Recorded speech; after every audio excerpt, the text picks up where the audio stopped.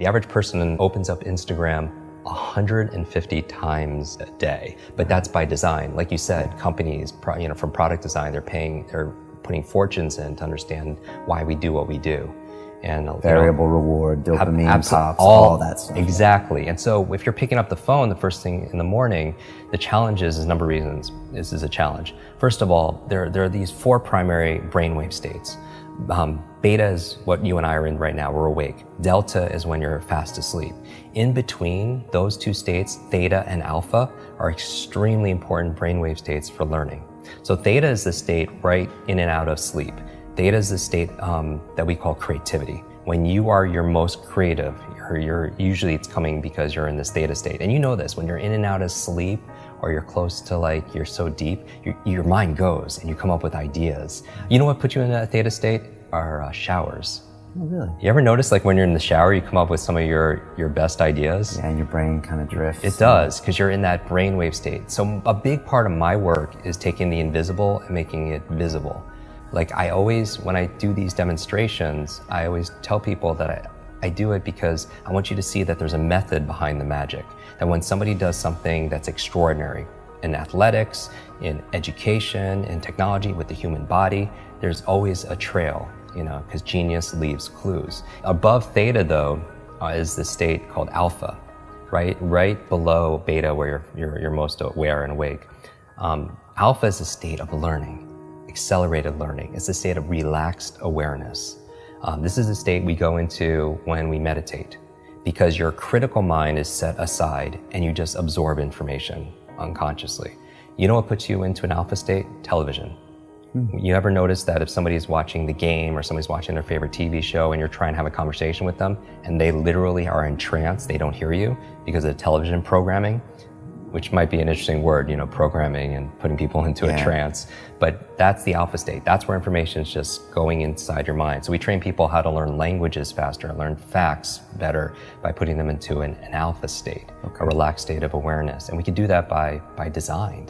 And people don't realize this. And this is the whole thing. I really think this should have been taught back in school, because school was a great place to learn what to learn. Math, history, science, Spanish, important subjects on what to learn. But how many classes were on how to learn? Does that even exist these days? No, that's what I'm saying. How many classes were on how to think critically, how to make good decisions, how to solve problems, how to focus and concentrate, how to read faster, how to remember more, right? Even they teach you 3 R's in school: reading, writing, arithmetic. But what about remembering? What about recall? What about retention?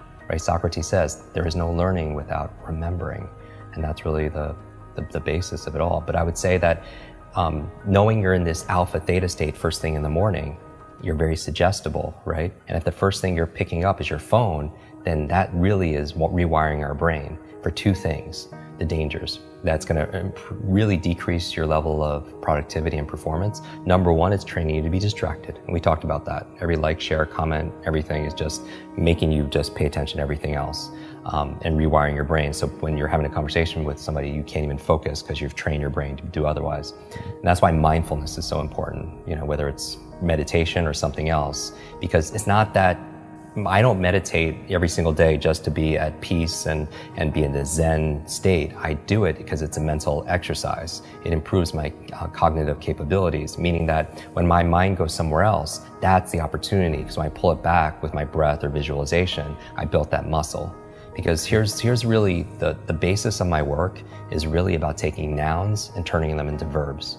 So what do I mean by that? It's like so many people, they wake up and say, oh, I hope I have energy today, or I have motivation today, things that they have, right? I have creativity so I can write today or make videos, or I have memory, or I have focus or concentration. Those aren't things you have, those are things you do. And so you don't have love, you do loving things. You don't have energy, you do things that give you energy. Just like that applies, same thing with learning. You don't have focus, there's a process for doing focus. You don't have a memory, there's steps to improve your memory or to remember things better. Creativity is not something you have, there's actually a process for creativity. So you should never suffer from writer's block or anything else like that, because that's where if if you don't understand how you work, when I was talking about self-awareness and understanding ourselves, I think if somebody wants to improve their esteem, the self-esteem overnight, just study your brain. Like you'll get a boost of confidence and pride like instantly, because it is the most incredible, I don't even know what to call it, a device, a supercomputer, what, in the whole universe. It's not just about going out to Mars and all these other places. I want to go in here, because this controls what? Everything, our careers, our income, our health, our relationships, whether or not you get, complete. We were talking about this before our conversation here. When you're training for Ironman and triathlons and everything else, is how much of it is mental. Like we know, like everyone knows what to do, but do they do what they know? Because common sense is not common practice. And it's a myth that knowledge is power. Knowledge it has the potential to be power. It only becomes power when we use it, when we apply it. Like people think they should get points for buying books and sitting on the shelf, and it just sits there and becomes like shelf help, not self-help, right? Self-help, yeah. Or somebody will go and learn something. They'll listen to a podcast like this or a show, or they'll go to a conference. They'll pay all this money, but they don't do anything with what they learn. And part of it also is because they forget it. Everyone knows there's a learning curve, but there's also a forgetting curve. Did you know, like the forgetting curve says that if you learn something once, within 48 hours, 80% of it is gone. 80%. So you listen to a show, you watch something, on YouTube, you go to a conference, you read a book, within 2 days, the majority of it is gone, because nobody trains us how to have, that's why memory is so important. Okay. And so the first thing, don't touch your phone, because it's training you to be distracted. The second thing is it's training you, rewiring your brain to be reactive. Reactive, meaning that you're in this relaxed state of awareness when you first wake up. You pick up your phone, you get one text with bad news, or one voicemail, or one email. And this has all happened to us. You're in a bad mood for the rest of your day because you're so impressionable. You're in that hypnotic state and it affects you. And you can never have a quality life, with that, and be the best version of ourselves, be an elite mental performer or high performer when you're responding and reacting to everybody else. My friend Brendan Burchard says, an inbox is nothing but a convenient organizational system for other people's agenda for your life. And how can you have vision for your life? Like for me, the night before, like I did a whole episode on my morning routine, like 10 things I do every morning to jumpstart my brain. And I also have an evening 1 hour routine to get into sleep, to maximize my sleep. Sleep is so very important to be able to do.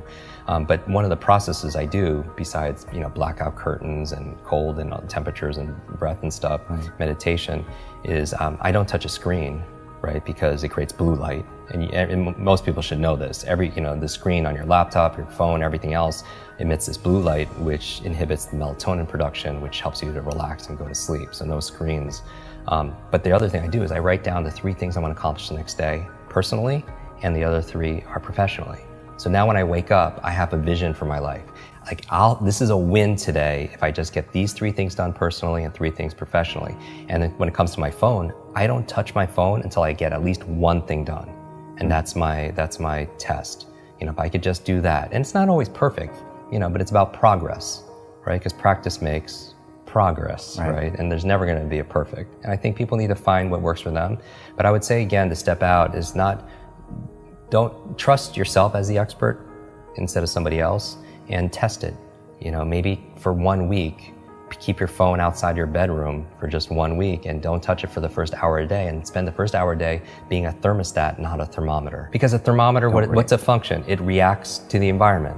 And that's a kind of crappy way to live. Not that we do react to the environment. We react to the weather, right? We react to how clients treat us. We react, but to the degree we're happy is that we have the locus, the location of control inside. Right? All the studies show that the happiest people are the ones that feel like they have the control over their happiness and not put it to somebody else, a person or a place or something going on in the economy or politics or anything, right? So a thermometer reacts to the environment, but a thermostat's different. What does that function? It sets the environment. It sets a goal, it sets a temperature, and then the environment raises to it. And so I feel like anyone who's attracted to your work or to mine, they're thermostats because they have a growth mindset. Because if they thought things were fixed, they wouldn't watch something like this. Because what's the point? It's just all predestined and it's set, and we can't grow.